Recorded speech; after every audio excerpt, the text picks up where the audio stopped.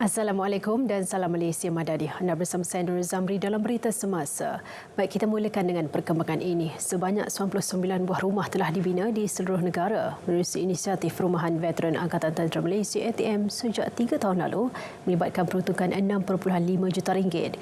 Kerajaan turut membelanjakan lebih 8 juta ringgit bagi membuat pulih 554 unit rumah sedia ada. Timbalan Menteri Kewangan Datuk Seri Ahmad Maslan berkata inisiatif tersebut akan diteruskan dalam usaha membantu veteran tentera ATM berpendapatan rendah dan kurang berkemampuan dengan menyediakan tempat kediaman lebih kondusif dan selesa.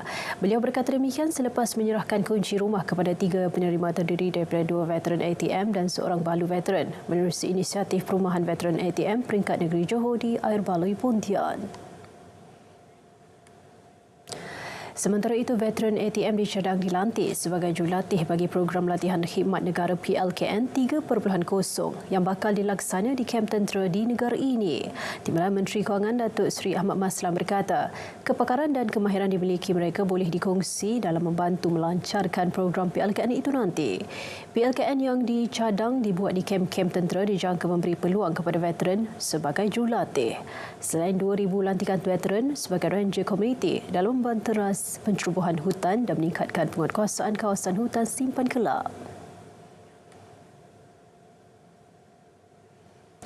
Pembukaan kawasan perindustrian berteknologi tinggi di Kerian menyemarakkan lagi usaha memajukan daerah tersebut sebagai pusat industri negara.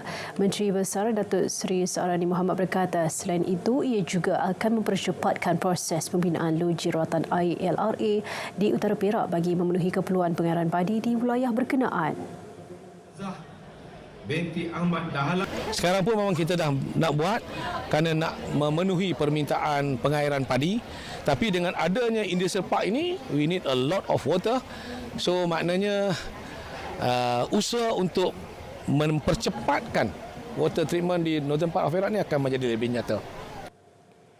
Beliau berkata demikian selepas menghadiri sambutan Hari Sukan Negara peringkat negeri di Bulatan Sultan Azlan Shah Meru Ipoh. Pembangunan itu juga akan membuka peluang kepada pengusaha untuk membuat persiapan yang wajar dalam menerima impak daripada pelaksanaan projek berkenaan.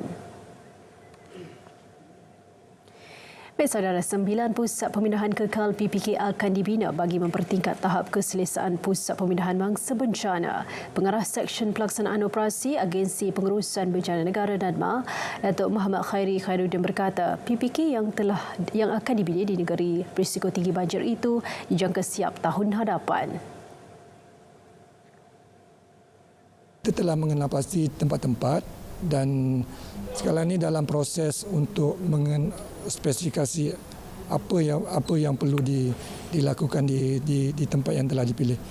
Dan kita percaya tempat ni kekal ni dia telah dikajilah secara menyeluruh dari segi kesesuaian pemindahan pusat pemindahan kekal ni. Beliau berkata demikian selepas menjadi tetamu program Selamat Pagi Malaysia. Lebih 2,500 pengunjung menyertai Hari Sukan Negara HSN 2023 di Langkawi. Bertempat di Dataran Menara Mahal, HSN berlangsung seawal pukul 7.30 pagi dengan pelbagai pengisian melibatkan segenap lapisan masyarakat. Antaranya aerobik dan zumba, explore race, santai ride, sukaneka, street soccer challenge, klinik push bike, memanah dan banyak lagi. Kaunter pendermaan organ turut dibuka kepada orang ramai yang berniat untuk mendermakan organ. Dalam pada itu, pada sambutan HSN di Langkawi, Pejabat Penerangan Malaysia turut membuat hibahan info on wheels khas bajet 2024 bagi menyebarluaskan maklumat berkaitan bajet 2024 hingga ke akar umbi.